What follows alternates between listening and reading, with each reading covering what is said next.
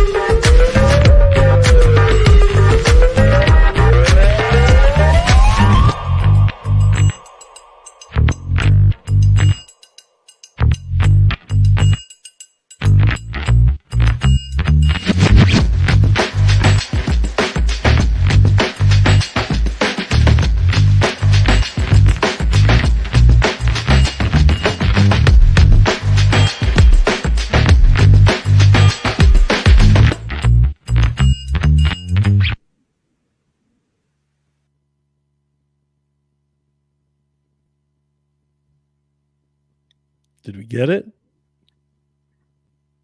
Oh, it was so close too. I can't hear you. No sound, no say.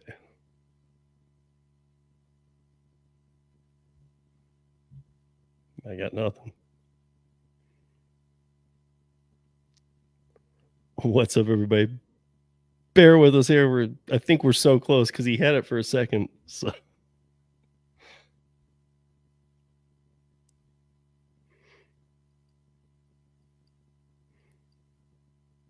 Hey, Traveler. Hey, Gagan. How you guys doing?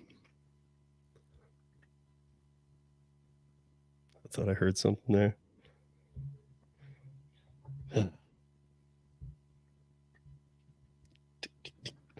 Okay. We got anything going yet?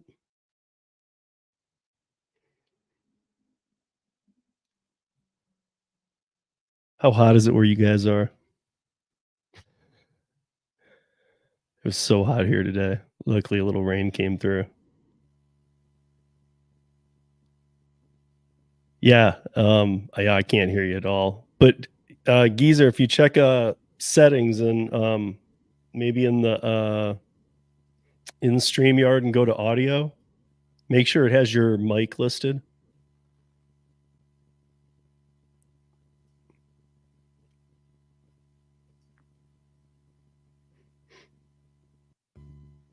Oh, I heard it. Something connected there for a second. How about that? Oh, that's something. It's low, but I can hear you. Okay. Any better? Yep, that's better. Okay. So we're good to go? Yeah. All right. I don't know what you did. You guys put a thumbs up in the chat if you can hear him too, because I want to make sure it's just not me.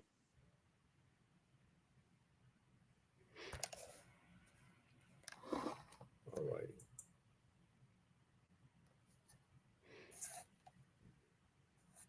Yeah, nobody's responding yet. I know, that's why I'm. Oh, there it is. Okay. Thanks, All right. Josh.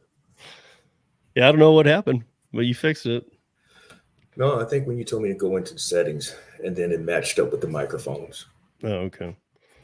Yeah, StreamYard does some weird stuff, man.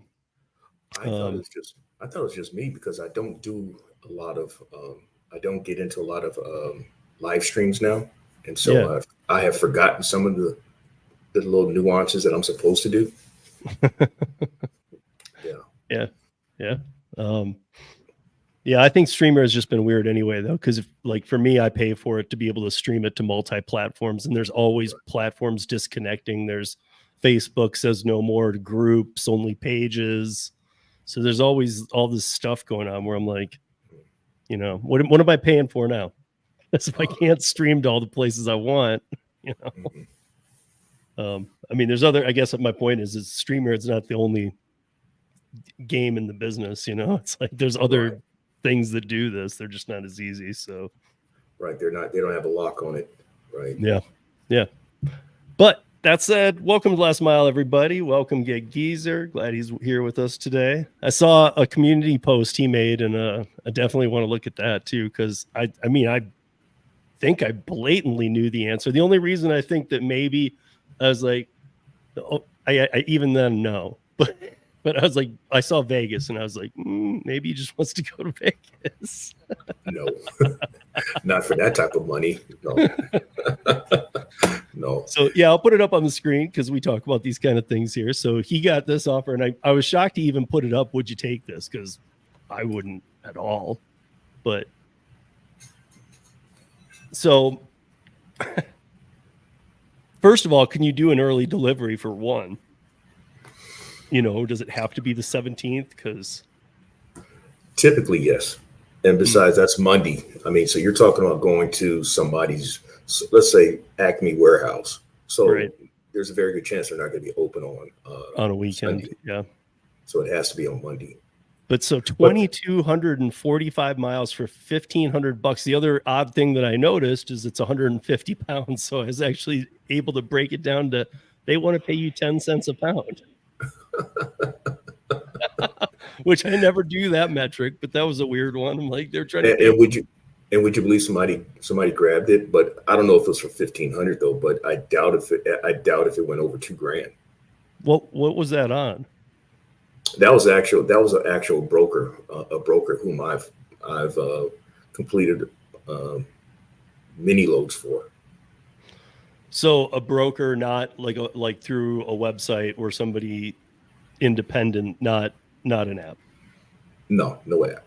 Yes, I know there's a lot of brokers out there. In fact, I've been talking to, I still have connections with a lot of truckers and stuff who were doing this part time, and I used to do that radio show for truckers, and who part timed in the gig economy with Tom Kelly, and a lot of them aren't even pulling their rigs out. I think you and I have even talked about this, but it's even gotten worse. So some people have even told me those brokerage boards for like you or like other people with bigger vehicles that would be supplementing the truckers not bringing their rigs out, that the orders have even gone to a point where it's not even worth it for people with vans and stuff. Right. Yeah. And that's something that my next door neighbor talked about last time we talked.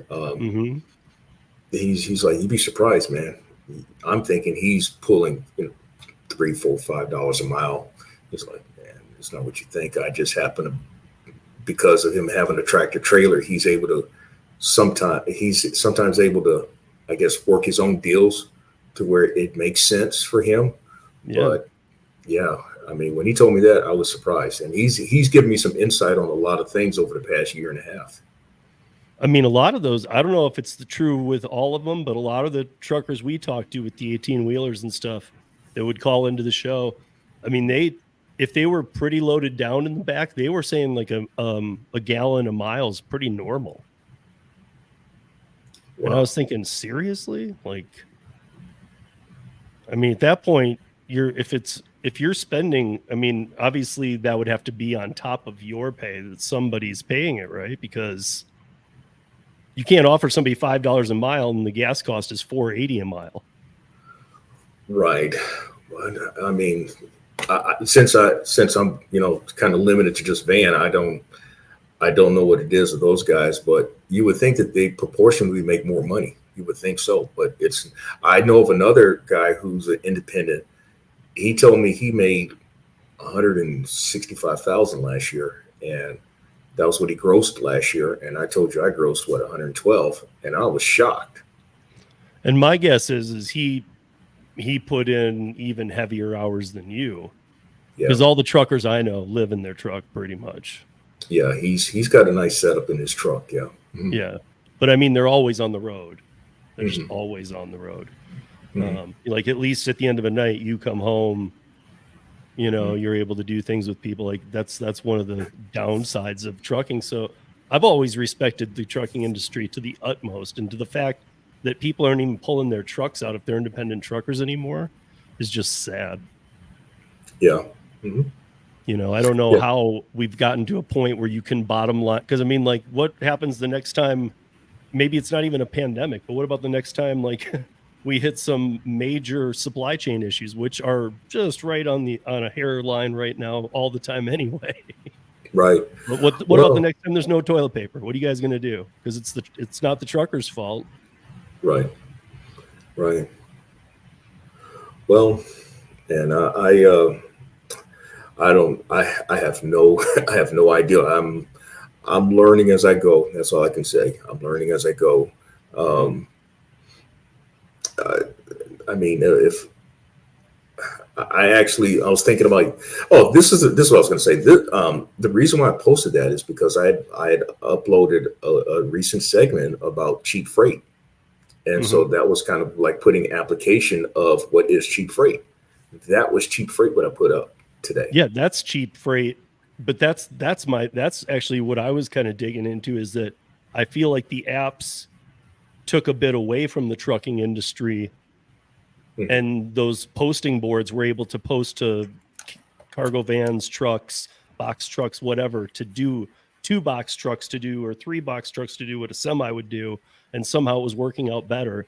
But I feel like now what those box truck people were being offered, and that was good money, they're not getting even that anymore. So No, you're no, they're working not. down the line to where are you even going to get it delivered?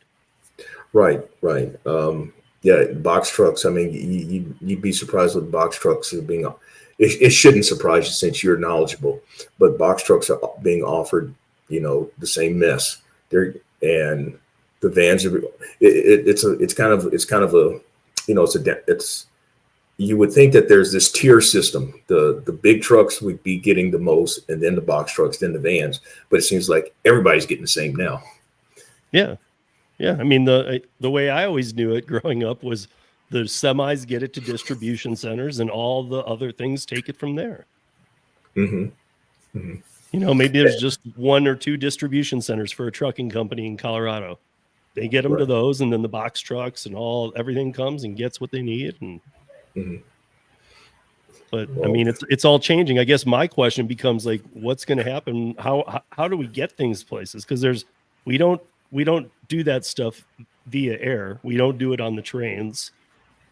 You know, it's how are we going to move this stuff around? I mean, if it wasn't the truckers and it was other vehicles, that's one thing. But when now you can't pay the other vehicles, I guess it turns into your thing about thirsty. And there's some people out there who either think they're making money on some of these, or are literally that thirsty that they're like, I'll just do it.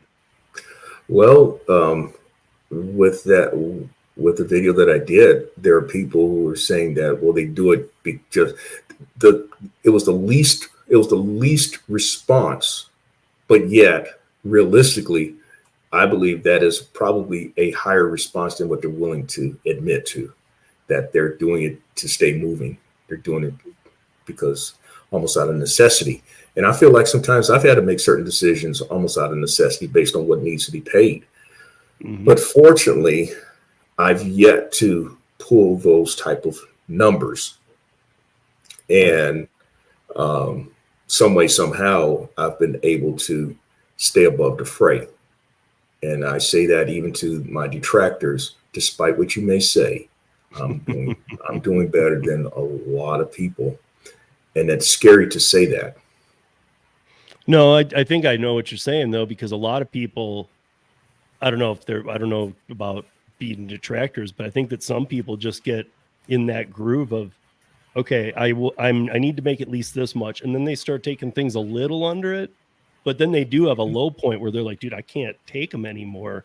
And then so maybe they're questioning, like, how are you still doing it? But I think it's just if you keep plucking away, and like you said, you have a connection, you have this, you have the apps. I mean, you do always have the app game to go into, but I know I've talked to you enough times. I know that you hate it too. We all Yeah, hate going there just to watch bad offers fly by. Right. And in fact, I shared with you today, early this afternoon, about on one of the apps where, at least in my market, and I know, like in some of the larger markets, it's such that you can forget about trying to make more than what's being shown. But in some markets, at least up until a couple of months ago, like in my market, I was able to really hit them good. Can't do that now. So I have to pick the best of the worst. Mm-hmm. Yeah. Yeah. And I mean, I know you to be that person who's like, you've always sold it as, and I know you believe this too. Like, hey man, I'm not taking trash. Like, Yeah. so, I mean, when I hear you say that, I'm like, he's not taking trash, but I'm guessing it's just above what you consider trash. Well, I mean, for example, On some anyway, not all. well, I took one today. Ultimately, it was like 80 miles. It paid 185. Okay. 3 months ago, I could have hit them for 350, 400. But because of the you can say the right, wrong people have gotten into it now. I can't do it because if I mean, it's such now that as I'm putting in that number, it's gone. It's gone. Yeah. So I mean, I noticed that on the Curry, and I'm going to talk Curry because I do so much of it, but I noticed that on the Curry app too, where it's popping up so quick. And in that, normally where I know that even though there's other drivers in the pool, I have a certain amount of time. I notice I got to be real quick about it, but it's usually the ones that I'm going, and then it does get taken. I know in my heart that's not for me. So right. I might go, damn it, I probably should have taken it because I haven't had one. But at the same time, I know that's not for me because the ones that are for me, I'm like, bam, got it.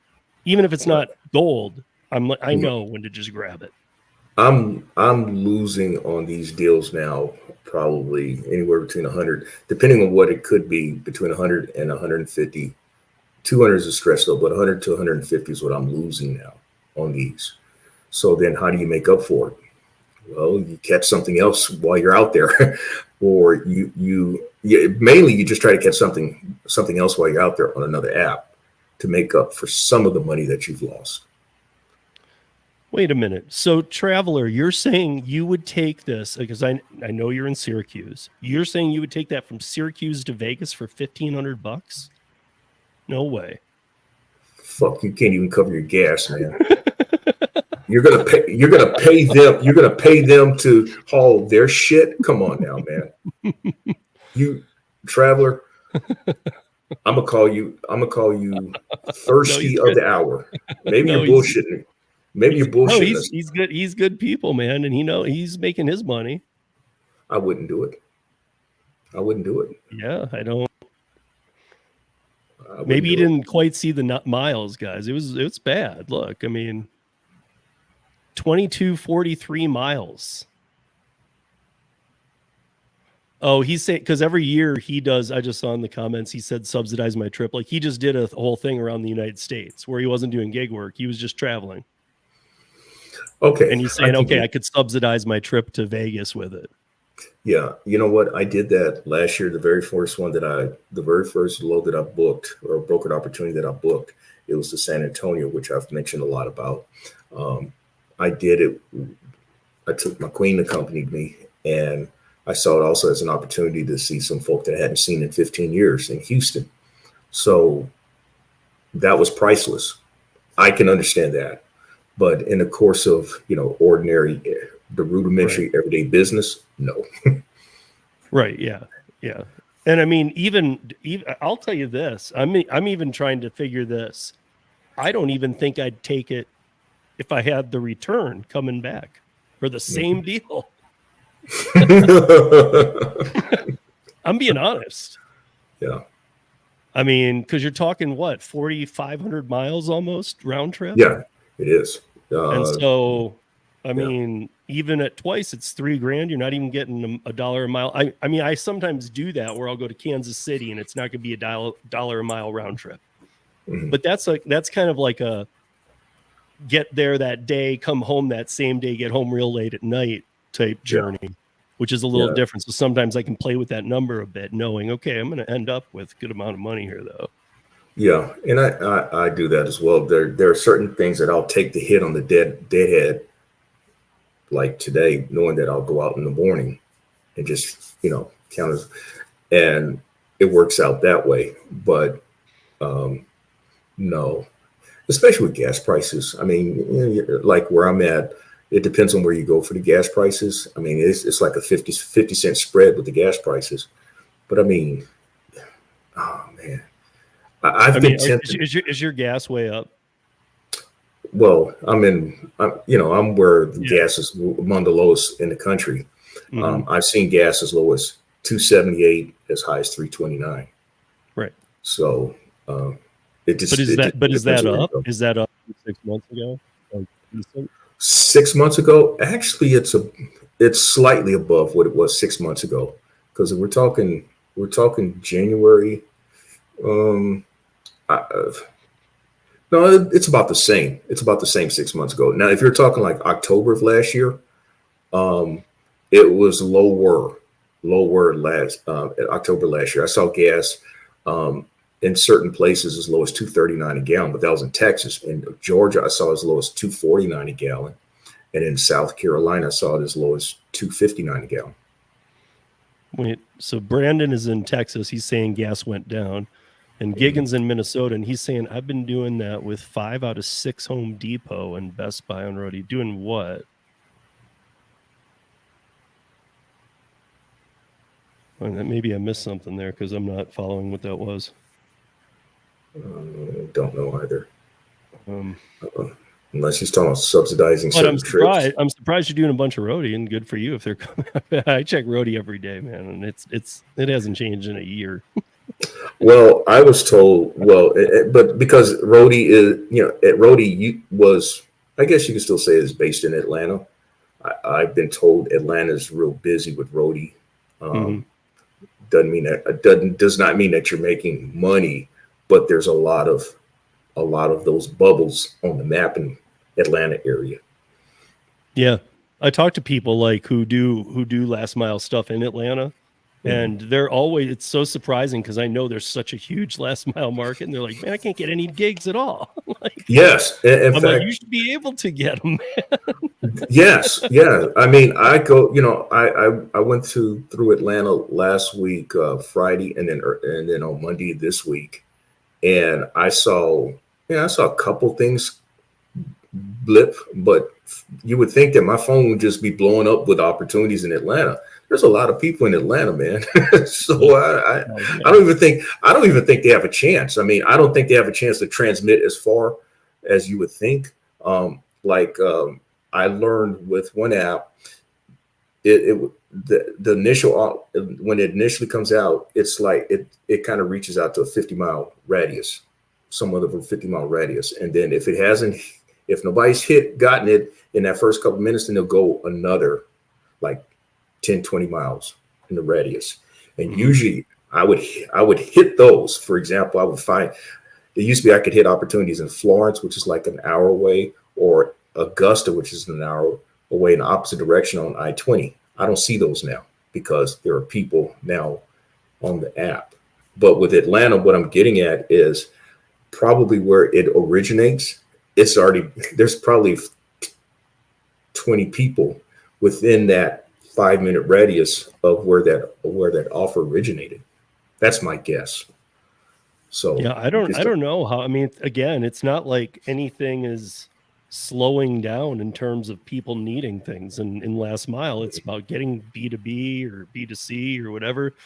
I don't see any of that slowing down. I just don't know where a lot of it's going. Right.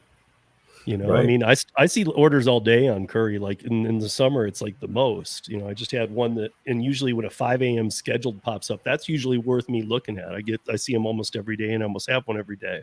This week I've only had one, which normally I get 4 out of 5 in a week, but I've only had one, and I just saw one for 5 a.m. pop up, and it was like 10 miles, but I opened it was like $48. I'm like, man, 5 a.m.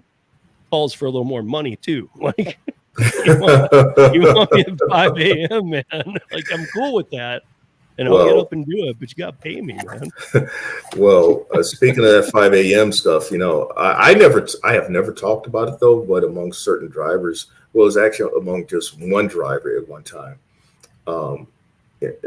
When folks start telegraphing how you can hit up Rodeo at that 5 a.m. drop, 5:20 a.m. drop, man, I was whacking them. I was whacking them. But since certain people, when start showing everything, I'm like, I'm out because I know I ain't going to get that anymore because people be camping out in the parking lot just to try to get that opportunity. So I know that the first 3 months of this year, you were still on trajectory of doing really well. Things were great. And now what about second 3 months? Hold on. I'm going to pull up that. Can you just bear with me here? Okay. Traveler and Gigging, you need to hit up reactivation@COURIER.com.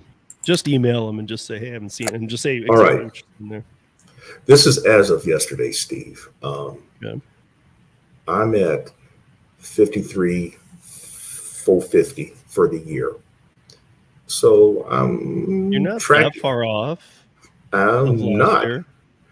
Actually, I'm ahead of last year. If you just want to start talking, year to year, I'm ahead of last year. But that's only because last year I started out. I had not gotten that full suite of last mile gig delivery apps, and I had not yet started really doing brokered opportunities. So most of my stuff was on the gig food apps. So when you compare it to from like July, the last 6 months of last year, I'm close. You're right. I'm close. Last month, because I did 88, that knocked me slightly behind pace. But it's close.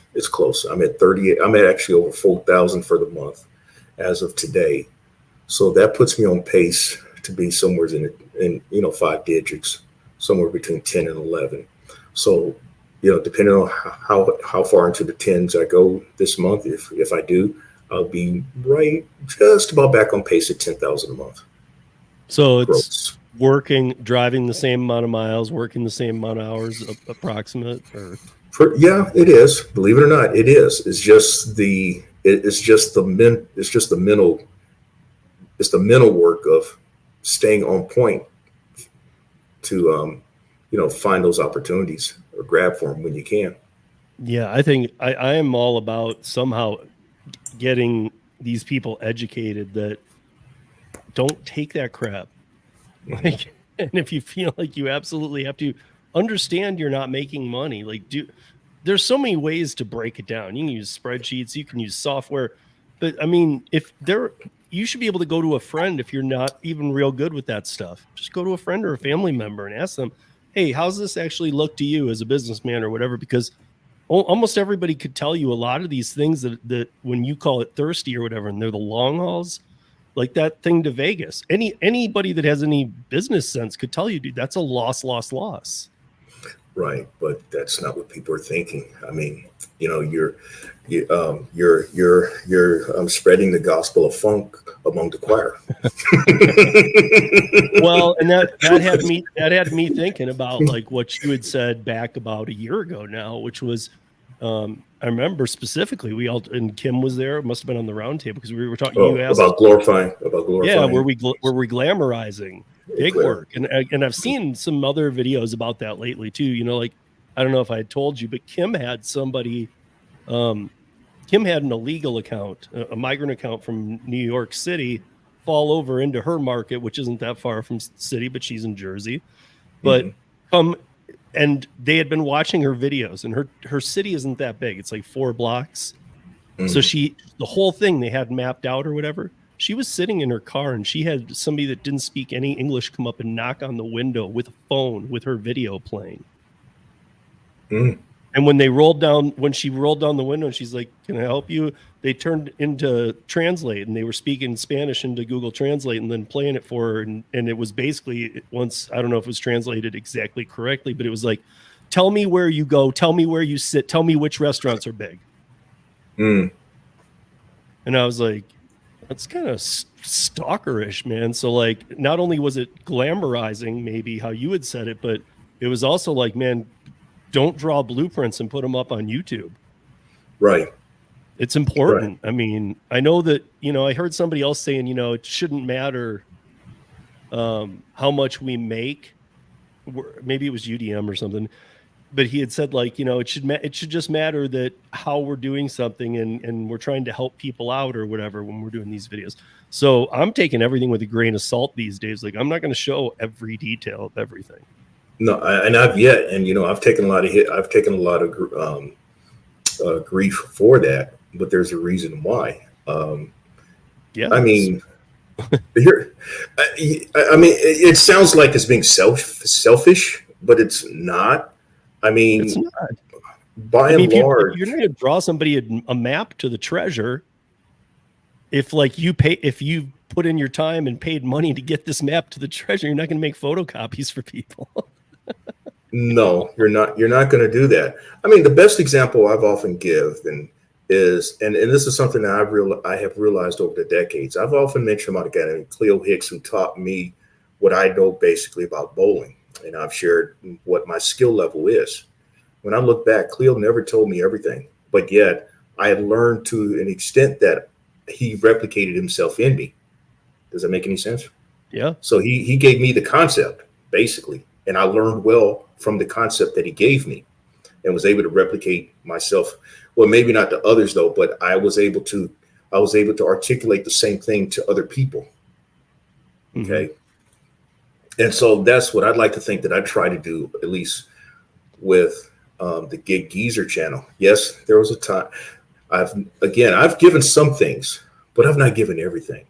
Yeah. And I've never given. I try not to give everything at all, but I do say I'm taking this one for this much, and then I might say, but I'm taking this one for this much, and so at the end I can kind of balance it out and say, here's how my day happened. Mm-hmm. But right. I don't want to tell you exact amounts and where A was and where B was, and right. You shouldn't know all that, or you don't need to. I'm just trying to show you how I work it, and I show you offers I pass on here. Like, I'll bring up ones, and I play a game half the time on this show where I bring up screenshots and I say, would you take it? Yeah, you've done that. People in here do it, you know, and so I mean that's kind of fun because I actually have a strong feeling, and some of these people have strong feelings why they would actually, and it's not always just thirsty. For some people, right. They're like, I'd do that one, and sometimes they're polar opposite of me. Right. Well, I wouldn't do those that you did. I'd do these though. Gigan says you got so many people just looking for cash flow to cover the next day's expenses, and that is true. I mean, but then you have to know how to work the apps then to try to create the cash flow that you're talking about. And I've even mentioned that in just recently in certain segments about like with if you, in theory, if you do it right, you should see money coming into your account every day. In theory, but because not everything always go according to the way you draw it up on the chalkboard. I have seen where the opportunities came, but it came on apps that paid further along, like a week away, when I needed to have seen that money earned on apps that paid, pays it within 2 days, 2 or 3 days. So I had to adjust accordingly. I mean, it's not like we all have, I mean, let's be real. It's not like we all have $50,000 sitting in our checking accounts. Mm-mm. And so, yes, we have to make things work with what we have. And I'm the first to admit it. But I am saying, at least from my experience, that I have tried to look for opportunities as they come up that kind of sets me up for that cash flow. Mm-hmm. So plus there's a thing, and at least for me, there's a thing of even if I don't do anything live or I don't make a video and it's just me and my life, there's a level of dignity too, where I'm like, no, dude, like, absolutely, I'm not doing that. Like, I'm not going to do that for that. You guys are. And yet I know, like you've said, somebody's going to take it. I know that sometimes. Yeah. Sometimes, whenever Curry onboards Major, I can tell they're just grabbing everything. But then they offboard pretty quickly, and they only onboard once in a while here. So it always seems to go away pretty quick. But I can tell, this might be an onboarding week. It's just sad. I know that. And like, it must just be people grabbing whatever. And that tells me people aren't even thinking, but luckily they seem to fade off because then they come back around and things, you know, but we have to have a way of teaching customers too, because these customers are starting to get away with murder. I think, but you know about this stuff way better than I do. I think this is just me talking really for the first time as I'm kind of talking this thing through. You can speak of the customers, but I think the gig apps are guilty of selling short and then want to try to, and then put the squeeze on the drivers, because I know like on a couple of one app, they've called me asking would I be interested in doing, am I available to do one? And inherently, if they call me, they're gonna have to pay me more than what they're offering. I wouldn't even think anybody would call you unless they were offering you more. No, actually, they actually try. You know what? They'll try to get you for the same that's showing right then and there. So I'm like, well, how much? All right, I can make myself available, but how much more are you willing to pay me? Yeah. Well, I mean, I would just think that if they're calling you, I mean, because I'll tell you what it reminds me of, and it's actually not an app, and a lot of people do get confused by this. In fact, let me make sure I have it right, because I always seem to, I've said the wrong one before, but I think I have it right in here, and I don't. It's the app that it's like catering uses it. I know somebody in the chat's going to put it in there. It's not a catering app, but it's one that you can buy the software. Because I've had a lot of people ask me, well, what about that app? And I'm like, that's not an app. That's software that they sell to catering companies that are regional. And so like people have these completely different experiences on it. Cartwheel, thank you. Yeah, Cartwheel. Yeah, Kim, she's put up a couple of videos on Cartwheel. Exactly. So Cartwheel is weird because we always say market to market and this and that, but Cartwheel is completely different, guys. It's not, if you call Cartwheel, they're like, yeah, I'm having a problem with my delivery. They're like, we make software, that's all, and we sell the licenses to catering companies. They're like, I don't even know who you're trying to call.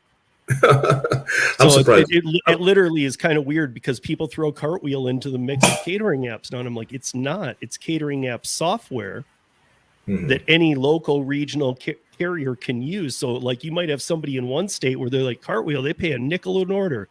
Somebody in another state's saying they pay $100 to go in MiLE.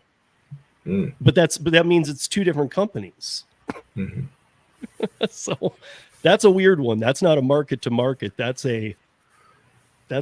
just a problem. And I guess my point is it should be like, you know, like we have King Courier Services uses Cartwheel here in Colorado, I'll just say it.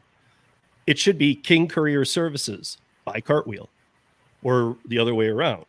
You know, but something should label it, because again, people are showing things and saying, hey, look at this Cartwheel. It's not Cartwheel. Cartwheel has never sold an order of food in their life. So I'm surprised that a company like DoorDash hasn't said, well, all we are is a technology company. We just match restaurants with the drivers. I'm surprised they haven't done anything like that yet. Well, I mean, what would that do though?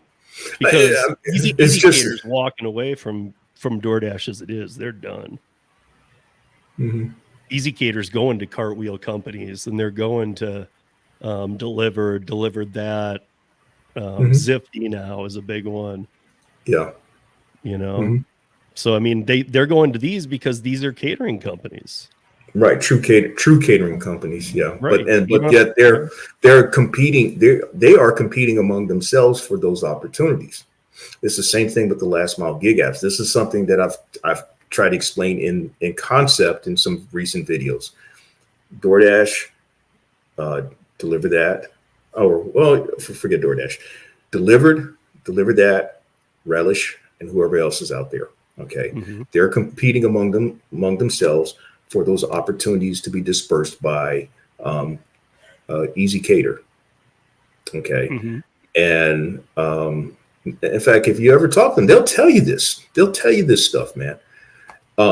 They all pay differently, but yet the main thing is the metrics. If they can show the metrics of people accepting the orders and completing them on time, then they put themselves in a position to get more opportunities dispersed to them. That's what it's all about. You're 100% spot on right. I had, when I was in Austin working with the para guys, now gig safe. But when I was working with the para guys, we went out every night, but we went out one night and we were with Chris Heffernan, CEO of Delivered. And I've had Chris on the show before. Great guy. I mean, GigWise is in here. We did a giveaway on the Para channel, and GigWise won a PS5 from Chris. So he's just a good guy. But it is that, and I know a lot of people think, well, what is that top 10% of Delivered then? That's kind of their preferred people. That's crap. They shouldn't be doing that. And that is what it is. I mean, I don't want to put it that point blank, and it's not to be looked at as a bad thing. Chris is a great guy, but to get those amazing orders, he has to, like you were saying, he has to have a driver retention rate where he could show, hey, this doesn't sit in our pool for an hour while people figure out who's going to take this crappy order. And then by doing so and showing quick acceptance, quick delivery, you earn your spot with them. So it's like it trickles down. It's like these apps have to play off the bigger brother up above. Right, and that is the unfortunate thing with the Last Mile app. There is the aggregator out there, and they've imposed their will in such a way that all the apps are suffering in terms of, well, the drivers are suffering in terms of the offers now, because they've negotiated contracts directly with the retailers. Kind of like this is Rodeo times 10. Okay. They've got a contract with certain retailers, and they've gone from me. I don't even know if they still do it directly, like with people like me. They've now moved on to where they're imposing that will on the other apps. And so the orders that people were bragging about for $200 and $300, you don't see them now. You don't see them. You don't. Well, I'll tell you, I still get, I mean, the out of state ones and stuff like that. But again, I'm at a point now where, and of course I always find a way to share it, but I feel like I look at it from 10 angles before I share any information on anything anymore. Like, okay, if I share this, is anybody gonna get some idea and do something stupid or screw me over? Yeah. Yeah. I mean, everybody's out for themselves. It's competition. I get that, but there's some real dirtbag ways of doing things. Well, obviously, a good example is what I text message with you about is like on certain apps where people have multiple accounts. Yeah. And on the app that we're talking about, that is frowned upon. It is frowned upon, where you should only have one. You can have only one kind of account. You could have one account or the other account. If you go with this account, then you can't have that one. At least that's the way it was explained to me. But when this guy showed me his phone and he showed me both accounts, I'm like, so this is one of the motherfuckers that been grabbing shit at the bottom buster numbers and fucking up the market. I didn't tell him that.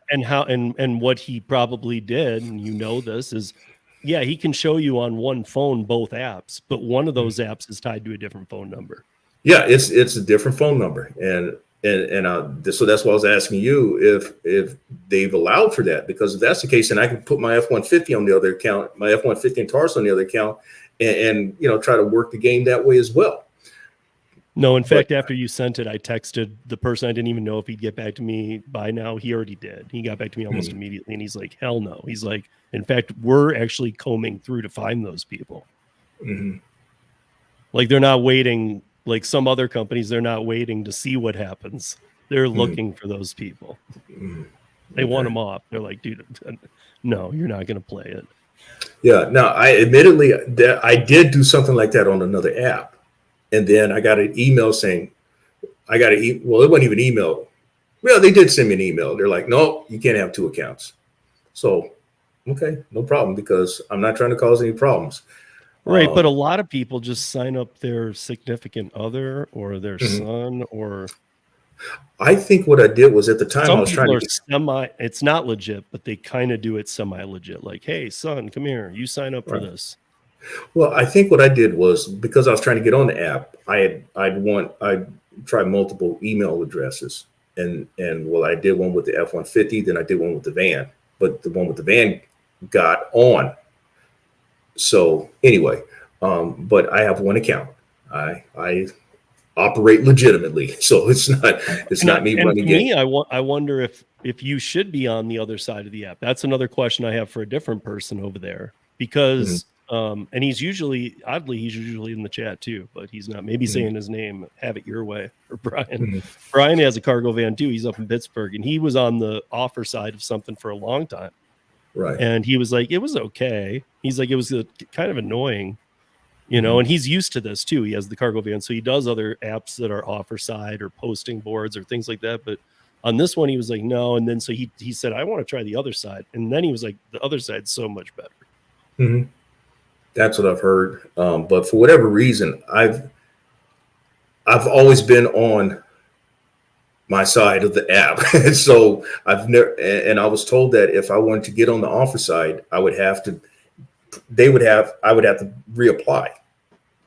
Wait, what? And yeah, they told me that I would have to reapply. I'd have to wait until they have openings for that side. Oh, I see. Well, but why couldn't they? I'm going to ask about that, because my question is, I understand why they do that, but why couldn't you be on the waiting list to switch over? So that an email comes at some point and says, hey, did you still want to? Right. You know, because you shouldn't, I guess my point is, you shouldn't have the one side taken away while you potentially wait. Like like everybody needs to, because that's fair. You know, but while you wait to get on the offer side, why do you have to give up the other side is what I guess I'm saying. Right. But yeah, hey Brandon, you have a good one too. You know, I know everybody's struggling. I know this can't go on much longer. I mean, there's some things like really hitting these gig apps. I don't know how DoorDashers are even doing it anymore. Ooh. I mean, you know what? We don't often talk about it on here, but I know that I dabble in it. I know you dabble in it too, but it's not. And it, like, if I had to say like, whoo, thank God for DoorDash, or I wouldn't have been able to pay for this year. That's not a sentence that will ever come out of my mouth. No, that's not my vernacular. You know, it might be like, whoo, I'm glad I did that DoorDash this week. You paid for dinner tonight.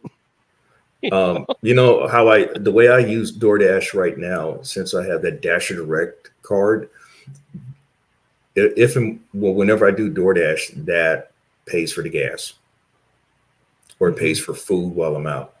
That's what I use it for. And this is another example of how you try to make something work for you. So DoorDash is one account that I know that I use for gas. Then I don't have to think about budgeting any money for gas because it's covered. That's what happened today. I had 2 orders yesterday that I did. In fact, they were both large orders. And again, I have been notorious for saying, do not fall for Tony Zhu's mind games. All these iterations of whatever it is, rust, platinum, ferric oxide. This new tier system, I do it so little, I don't know, but everybody I do know that does a lot of it is like, dude, this is the worst thing ever.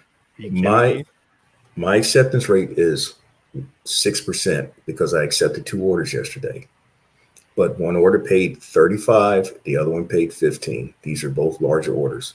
Now, if you listen to all these cheerleaders of that stuff, you're supposed to have 80+% acceptance rate. I don't. I've never. Yeah. I haven't had 80% acceptance rate since I first turned on the app. Okay, I'm at my. And that's since 2019. Right. That's how I was. When I came in, I was 2020, but when I came on, it went down. It never came back up. I mean, little perks here and there, but there has been a number I've never got back above. I'm going to say it. It's 20%. I've never been above 20% since I fell below it. I am at 17 right now. Wow. That's like as high as I've ever been. What did you do, man? I don't know. Did you accept that 3 mile for $5 one? Huh? I don't know. I honestly was sitting around 14 forever, 13. I just couldn't. Wow. But Good again, attitude. I don't do it much. Good attitude says good. DoorDash is only good at dinner time in his area.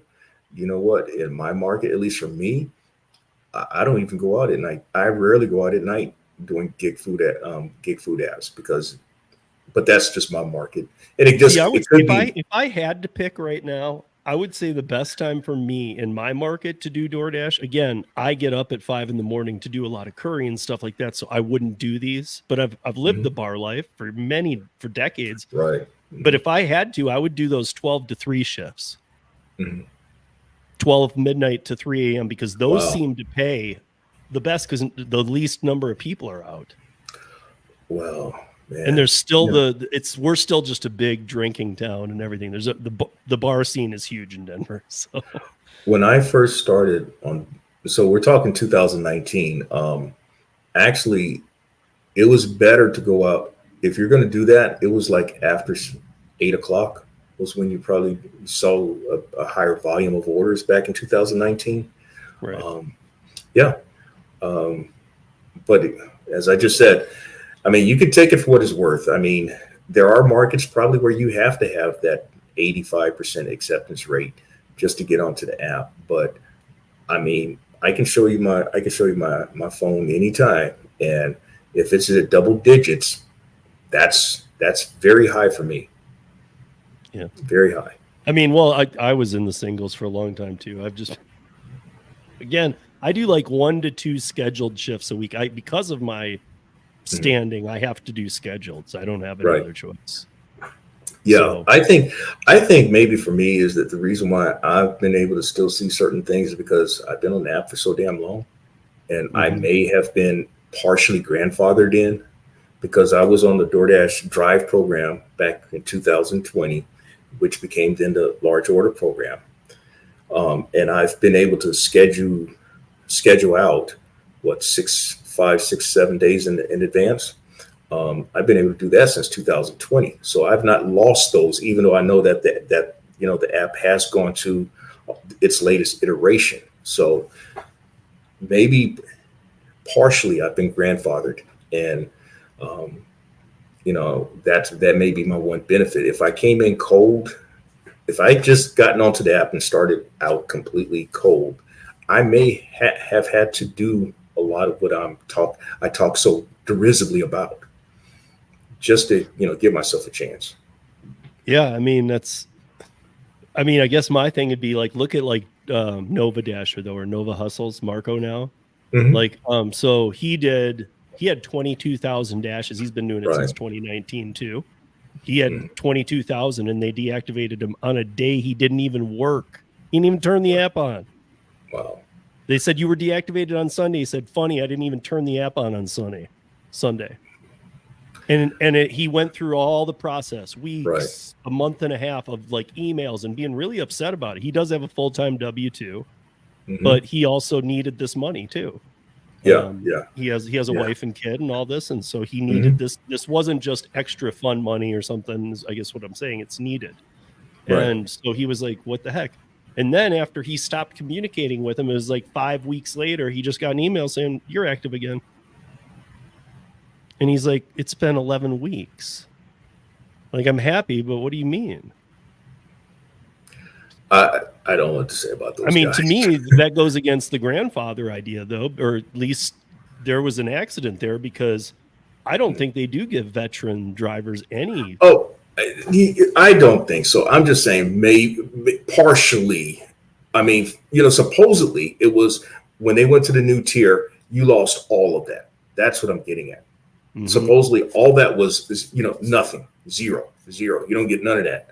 But somehow, I'm still seeing things that supposedly I'm not supposed to see. Does that make sense? Yeah. Well, I'm a big believer that I know that Kim showed me a picture from DoorDash that said something about it used the word catering again. It was like from a week ago. I'm like, well, they don't have catering. And or she's like, I can't remember what it was. And we were both laughing about it because we were saying, what does catering mean? That it's like $90 worth of food now? Because I mean, like, I guess what I'm saying is I haven't, she hasn't, we're not seeing real catering orders on DoorDash anymore. You don't see $12, $15, and $100 orders. You're not. But then again, I showed one day that I had a $400 order, and all I saw was $14 out of that bitch, and I was on Steam for some moments there, because that's a catering order. Mm-hmm. Even that's a catering order, and it was $14, a $4 base and $10 tip, and that pissed me off. If I see where that order is going to again, I won't take it. Yeah. And there's a way that you can tell. All you have to do is on the DoorDash app. I can tell this one. You see the two location markings. Mm-hmm. Just tap on those, and it can tell you where the address is, where the address pickup or address drop off is. And I remember that place. I will remember that place, and I won't go there again. See, I have a different issue, and I think this is actually, I probably do know why my acceptance went a little up, because I tried some new techniques on the weeks that, like I said, I do 1 or 2-hour scheduled a week, as much for the content as I do for the money, just for getting on it and saying, okay, here we are, and years later, and where are we at? But I live right on near a dividing line for a zone. Mm-hmm. And so a lot of times I know not to go south, because if I go south, I'm out of my zone. And so they were giving me pretty good orders to leave my zone. And I was like, you know what? Since I'm not seeing nothing, I'll do it. But I'm shocked that, like, you can dash along the way somewhere, but you can't stay in dash mode after you drop something off and you're going back. Like, if I'm 10-15 minutes south of my zone, I gotta drop it off, and then I'm in the gray. I'm still on my dash, but I can't take anything. But I thought that's where dash along the way is supposed to give you that. But they don't let me. If I'm on a scheduled dash, there is no dash along the way back to my zone. Oh. It just says go back to your zone. Oh, yeah. Right. So to me, I'm like, okay, well, that's why you're paying me good, is because I need to double the time. Okay, I see what you're saying. If it's one that take you. Oh, okay, yeah. But that defeats to me. That's where take away dash along the way and put that into place so people can get back into their zone and pick up orders. Mm-hmm. That's dashing along the way, not I want to go to Utah. Let me dash along the way. Like, But that's like the kind of thing you can do. I can touch Salt Lake City, and if it's busy, I can say, okay, I want to dash along the way. But I can't be on a dash and be a little out of my zone where it's even still busy. Right. Dude. That's right. If not otherwise, you have to basically schedule within that zone that you're now in. Yes. And then maybe you can possibly you can try to go back to a dash along the way, back to the original zone. But yes, you have to then find, okay. Right. I mean, I would maybe the people over 80%, which you and I have never seen, so we don't know, but maybe the people over 80% who could just dash now at any time, maybe for them that works. Mm-hmm. Maybe they're still. Oh yeah, they can go anywhere. They can go anywhere. It doesn't matter when you're over 80%. You just turn on the app. You just turn on the app, man. Yeah. I guess I was wondering if that's changed too, or it's going to here in the next day. No, the only way I can do that is on Uber Eats. That's it, Uber Eats. Grubhub, you have to be within those borders, or they'll turn you off. Man. It's gonna be interesting, I think, because I don't see how the trajectory things are on. Things can't. I mean, they got to turn it around. The world's all moving to gig economy, and I'm not saying it's all food delivery and everything. It's going to be a lot of things, but we have to fix this issue, because this isn't going to last forever, even for the gig apps. No, like this is rugs are going to be pulled. I mean, they're starting to break down on these mopeds, and in the bigger cities that are having some of the huge migrant issues, they're cutting down the mopeds and the New York City finally breaking them down. New York City, I think they had confiscated like 13,000 of them. Yeah, Is that because they're is that like, you know number? what? Yeah, that's it. You know, like that's it. We're gonna pull all this from you guys. We Mhm. can't figure because they couldn't figure out other ways to do it. They couldn't figure out how to get to them. You know what? Someone told me that I was being racist for saying what I said. I just made a reference to it in on the last video that I uploaded, where based on respondents, they were saying that they were pointing out that it's also an issue with the visa workers doing trucking. Mm-hmm. Maybe in some cases illegal immigrants, but visa workers, they have a special visa that allows them to enter into the United States with loads. And then the companies have figured out a way to allow for them to pick up while in the United States farther in. So it's not just dropping off into the United States, but picking up. So if they go from Matamoros, they go up to Dallas, and then from Dallas, they go to Oklahoma City. And they shouldn't be doing that. They should be turning right around. Right. But the companies have found a way to allow for that. Right. Because the brokerage company in Mexico or whatever is probably working with the one in Dallas. And that one says, hey, we got another gig for your guy. Right. Yeah. And so this person is telling me that I'm being racist for saying that, and I'm just referring to what the articles are saying or what is known information out there. So I don't, I just ignore that stuff at this point, because what I've found is 95% plus easy understand what is going on. Right. Well, maybe that wasn't so, but it is now. People know. And in my reply, I gave links to 3 references. I have not heard a reply since. So the intent was to say, hey, look, I don't say things haphazardly. Yeah. I don't. That's just a newspaper. Regardless of what people say, that's the newspaper reporter in me. That's the way I was brought up as a reporter. You just don't say anything. You got to be able to show proof of what you're talking about. So, I mean, our city is now the #1 per capita illegal migrant city in the country. Per capita. Wow. I mean, so it's, we don't have as many as New York, but we have 48,000 illegal migrants living under bridges and getting the homeless stipends and some of the things they're supposed to get. They're getting bumped. Our homeless, our vets. So I don't, if that's being racist, then I'm sorry. I'm not being racist, but I'm being truthful, and I think it's wrong on so many levels. Because I think you know this too, Geezer. When you do come into the country, even legally, it's something like 90 days. You have to wait 90 days before you can work. You know, and that's because there's a system. But if everybody's breaking the system and getting illegal Facebook accounts, I mean, I've quite honestly, I've tried not to get into that one, because I'm trying to stay away from it myself. Yeah. I mean, I'm of the generation where, 40, 45 years ago, when I was trying to find work at places, I'm wondering why I couldn't be hired. And then it dawned on me, why, because these same places were hiring people who would oftentimes be deported a month later, but they were still hiring them. There was nothing in place. There was nothing in place as it is, at least now on paper, with all this stuff. But these folk were being hired when here I was able-bodied and all trying to find work. Yeah.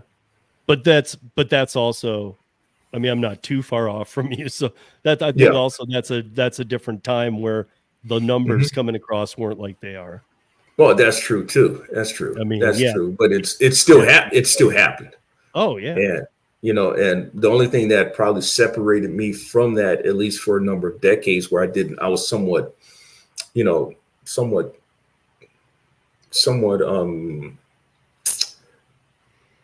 I would say enveloped. Well, I was just kind of the word escapes me though, but what helped me was going back to school and then being a newspaper reporter. So I didn't see that. I didn't see that for a long time, but I see it now, given that, I'm among everybody as I am. I mean, I'm all for the competition. I'm all for that, but it sucks when somebody's paying. I mean, I'll just end it on with this about that part, is that it sucks when somebody's buying a a DoorDash account on Facebook because they're not even paying taxes. So there's no worries in their head about how things work out. Right. That's the other thing too. Yeah. I mean, and then it's possible that you or I could see a 1099 show up at our address. It happened a lot. I was talking about yes. it. Yeah. It happened a lot. Yeah. There's been a number of reports on something like that. Yeah, you're right.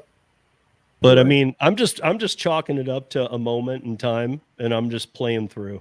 I'm, because I'm still like you. I'm still picking away. I'm still making it work. I feel like there's a little more stress on me to make it work. But I feel like at the like you, when you just brought up your numbers and you're like, yeah, I guess I'm not that off. Like that's how I feel like I am every week. I'm like, damn, that was a tough week, and then I look and it's like, okay, I did okay. I did fine. Mm-hmm.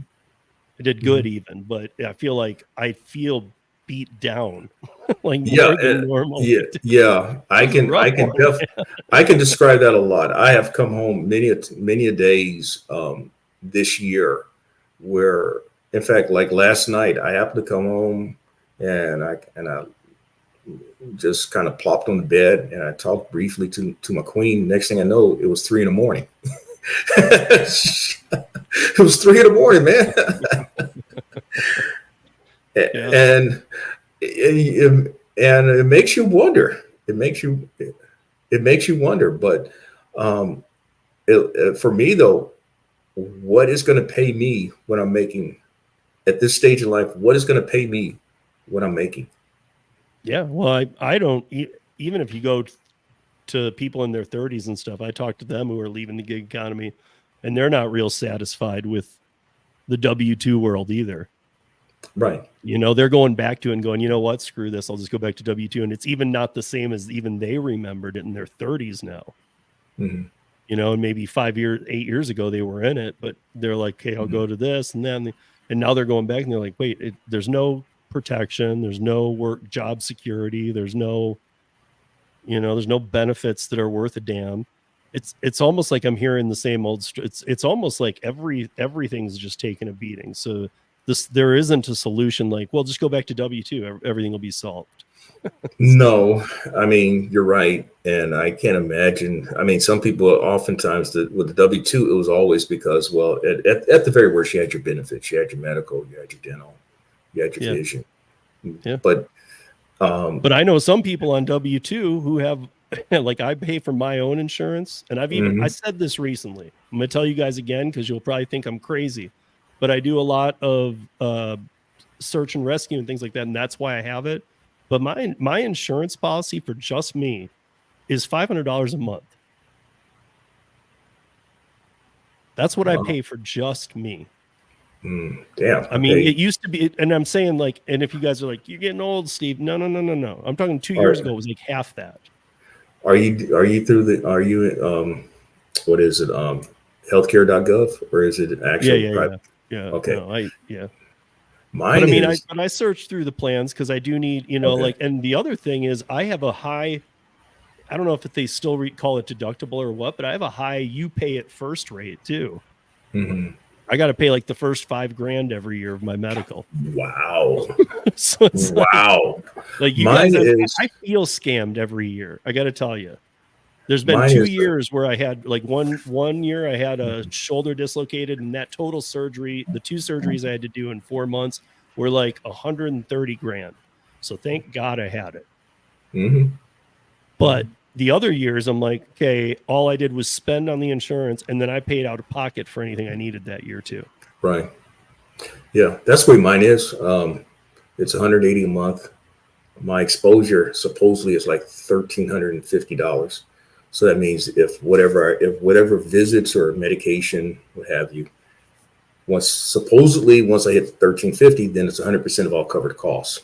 I say that only because somehow they'll find a way, if you go in for something, to have you pay for it. Somehow you end up, if something costs $4,500, they'll try to bill you for the $4,500 when it should be you should be billed at most $1,350 out of that $4,500, at least in my case. Right. It'll have things like this medication or this aren't covered. So on top of your deductible, you got to pay for that. And We don't pay for the room cleaning. That's $200 when you leave. We don't. Like, dude, come on, man. Right. But I feel like mine has just gotten so bad. In fact, I'm going to need to go this coming year to somebody. I know there's like people who help you with even with the Obamacare marketplace when it comes around in November. Yeah, that's it. I know there's people who help you with that, who can say, listen, what are you getting out of your plan that you love? Because it's obviously not the price. I'll say, oh, I need this and I need this and catastrophic and Yeah, well, man, and you're that was what I did. At least that's how I made my money pre-Obamacare, putting in group health plans and all. And that is what actually kind of really got me out of that bubble that I was kind of describing as a reporter. When you're a reporter, you tend to be among your kind. And so you don't always get that real sense of reality, what life is really about. And when I started doing insurance, and then I started sitting at a table across from someone and they're telling me all these things, that's what got me back into reality, man. And, there are people, I mean, the customers that I had, you had people that really needed that health insurance, man. Yeah. And, as long as that job was in existence, they had health insurance, which they really needed. Mm-hmm. And again, I'm talking 15, 20 years ago. I can't even fathom what's it like now. I really can't. Well, that's where I was going to go with that a little bit too, is that I know some people who have gone back to W-2 and they're talking to me about having insurance like I have. So they're like, yeah, I have your insurance, but I don't have to pay the $500 a month. What do you mean you have my insurance? Well, I have to pay the first $5,000 out of my pocket. You don't, I get it. If you're in a car accident, you're covered, but you really don't have insurance then. You're not paying for your medical. Yeah, well, man, you know what? I actually tried to put in plans, something like that. I'm not talking about the self-insured plans. That's another course for people. But there was back then the introduction of that single deductible plan, what you're talking about, okay, where it was like $1,500, $2,000, maybe $3,000. And I tried to introduce that to some companies because it was going to save them money, because that's always their biggest thing. After payroll, health insurance is their next biggest ticket item. And I tried to introduce that to some people, and they looked at me like, man, what are you talking about? The difference is that with that type of plan, though, they still had their deductibles. But it's just that when it came to the big ticket stuff, they were exposed to $3,000 as opposed to maybe a $500,000 deductible. And this is 15, 20 years ago. Yeah. Yeah. I think that's why you're saying, I can't even imagine what it is now. And that's why I'm saying people are going back in and going, wait, this isn't how the medical insurance worked before when I had it through a job. Right. And they're like, well, that's how it works now, man. And again, the difference is that the company, the biggest difference is that the company still contributes. At least they're supposed to contribute to the single employees at a minimum to the single employee premium. But even then, some companies will try to get around because depending on, at least in South Carolina, what I last remember, at a minimum, what the companies were required to contribute was 25%.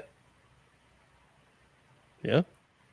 And for example, with the state employees, those who are on the state employee plan, they've not increased their contribution. Their contribution it's one of the two numbers. I don't deal with the state plans anymore, but their contribution for medical was like, it's either one of the two numbers, either 48% or 52%. And that number has not changed in the last 25 years that I know of.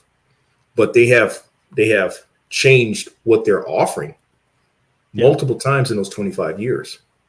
Yeah, and it's and to if, for those listening, if you're like, well, if the percentages haven't changed, isn't that just as good? No, because it's not accounting for inflation and cost of living and Right. It's not buying what it once did. Not yeah. at So all. I mean, to be honest, whatever, let's say 48, that would need to be, call it 65 now to be somewhat level to that time. So I mean, it's just trickery. I mean, again, I think this is how we get the healthcare that we get, is based on what the states and them work out under the table. Right. Now, of course, well, this is one that you can relate to. I recall, like, when my daughter was born, so she's 26, so we're talking back in the late 1990s. I recall when, with your health insurance, you might have had a $100 deductible. Mm-hmm. Same thing with your car insurance, $100, $250 deductible. That was it. Yep. That's it. And pretty much it covered, in like with the medical side. My daughter was born, I think we put out like $400 out of pocket. Yeah. I mean, there's some of the main auto insurance right now. I hate to tag on one, but I'm going to have to because you guys are all going to know who it is. You know, they advertise better drivers, better rates. You know, be a better driver for 5 years, you'll get a better rate. Well, guess what? All those better drivers that I know, their rates went up. Bullshit. Yeah, thank you. Tell me about it. I had a guy. I think things like that used to exist, like with an Allstate or a big one, a State Farm or whatever. It used to be. Now it's like I don't even know why you run those commercials. They still run them. It's not like this is some vintage commercial. It used to be. I'm gonna give 3 quick points. It used to be like with auto, your rate actually kind of went down over time. They used to give out loyalty bonuses. Right. Good driver bonuses. Yeah. Not anymore. Yeah. Not anymore, man. And there were ways of getting discounts for that good driving. Not to mention, they used to go back at most 2 years, 3 years if you had tickets or accidents. Now, the common practice is 5 years. 5 years. So that's a long time for something to stay. That's a lot of money that they get out of you too. Mm-hmm. And another thing, and I know we're talking about a lot of things other than last mile, but this is something else, because when we talk about insurance, if you have homeowner insurance, oh boy, like in South Carolina, I had a guy that called me yesterday. He's like, man, what do you know about with the homeowner insurance? Remember, I told him, remember when I told you 2 years ago, you got a new home, your insurance is going to be the lowest it'll ever be.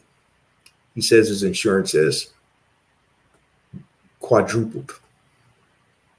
Homeowner insurance is quadrupled.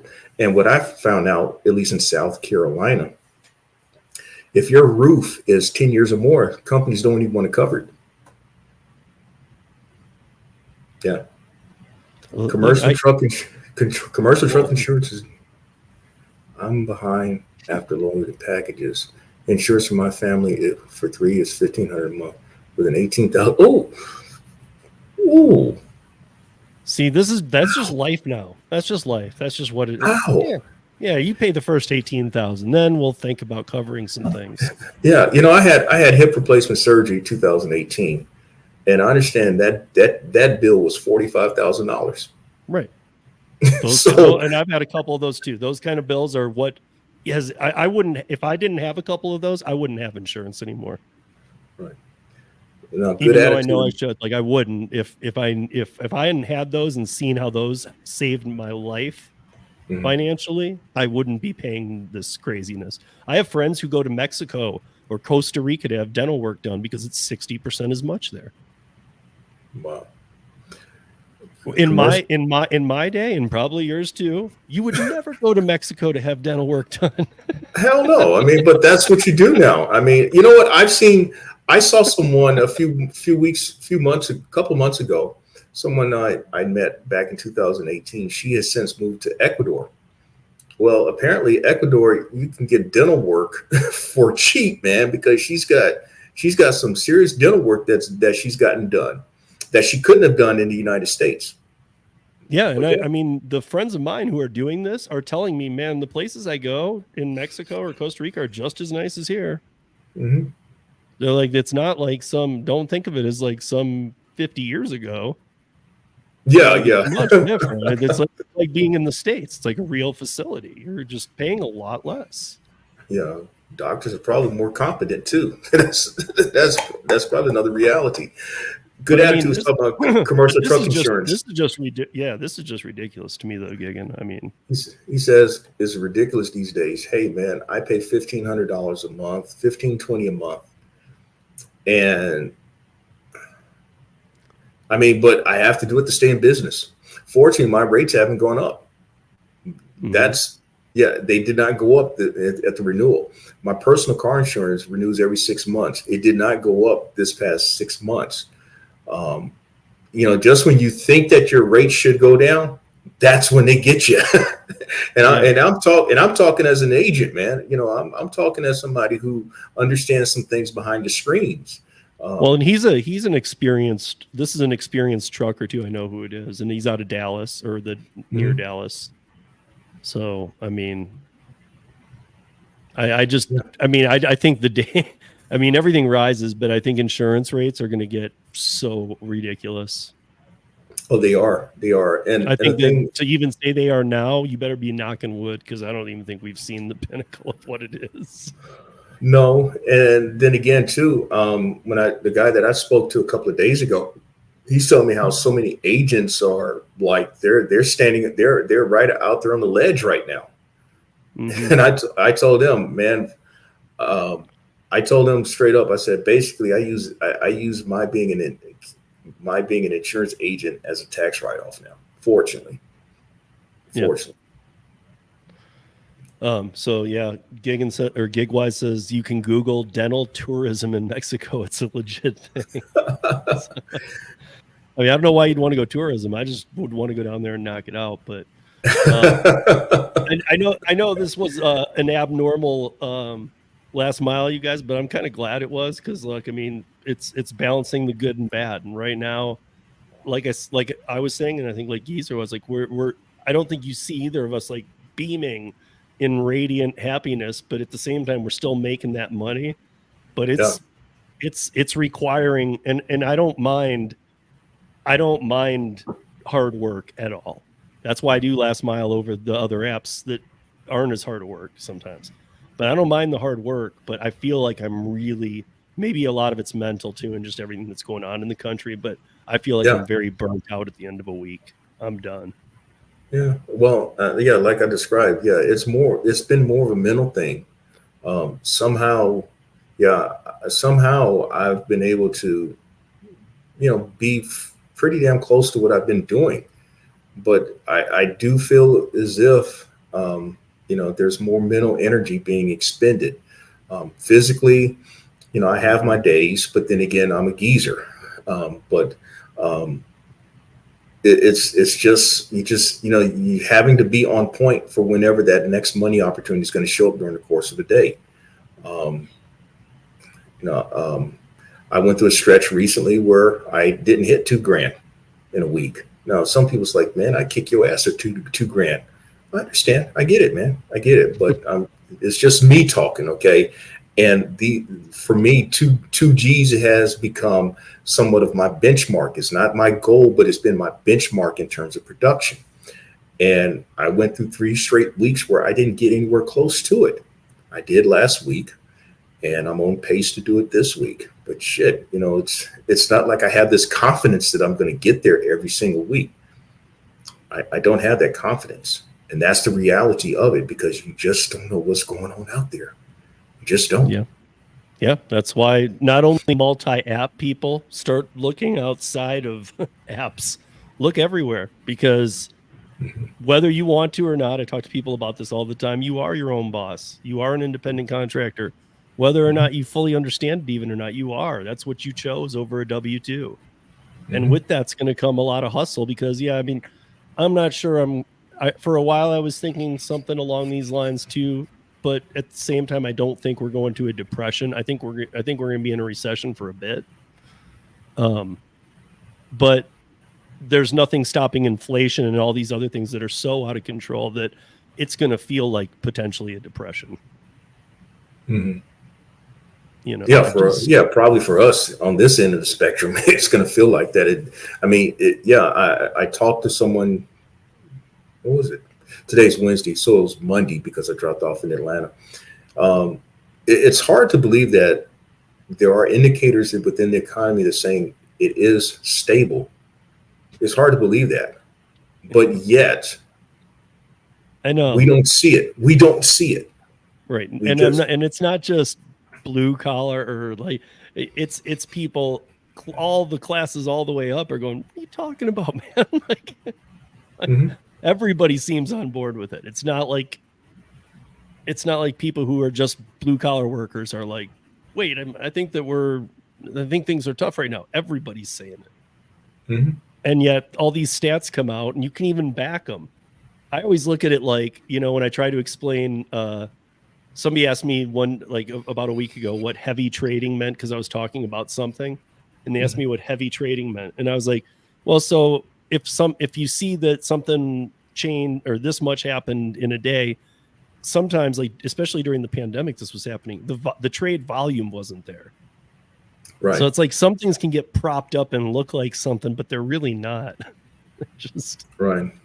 You know, so I don't know how much of that kind of thing, but the thing I worry about the most is the inflationary rates, because as much as we say they're getting back under control, I don't ever see it. I never see it. I mean, I was saying a couple weeks ago that I have minor panic attacks going to the grocery store for myself. Oh, gee whiz, man.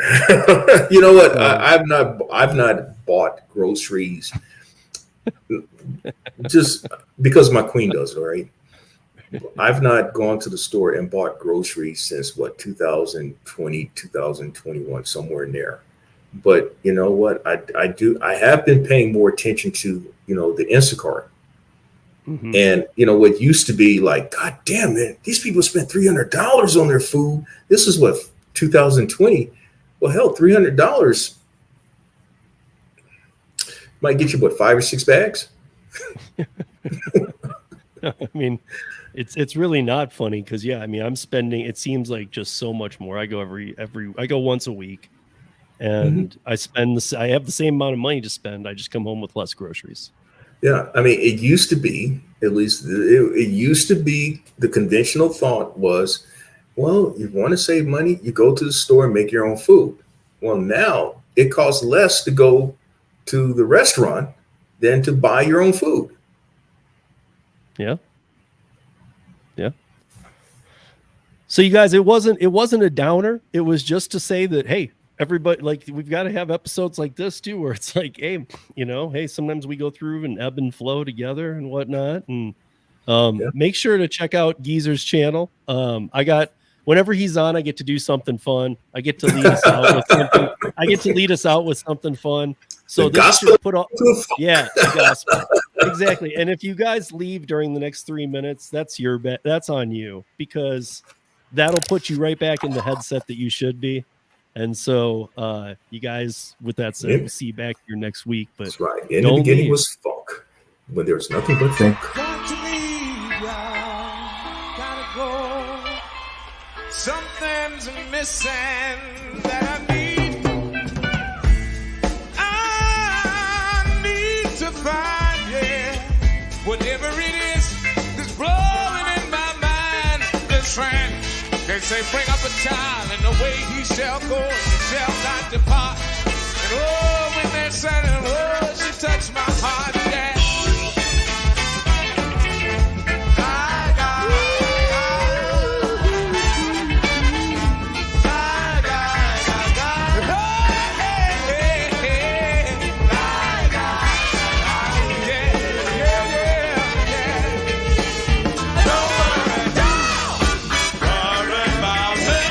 Don't worry. Just walking around.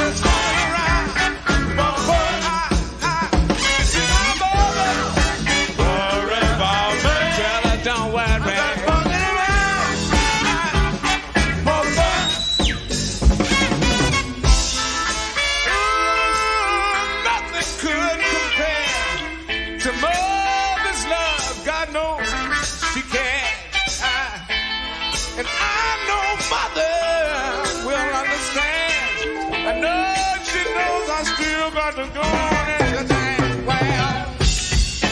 And thank y'all for letting us come into your mind tonight. Until the next time.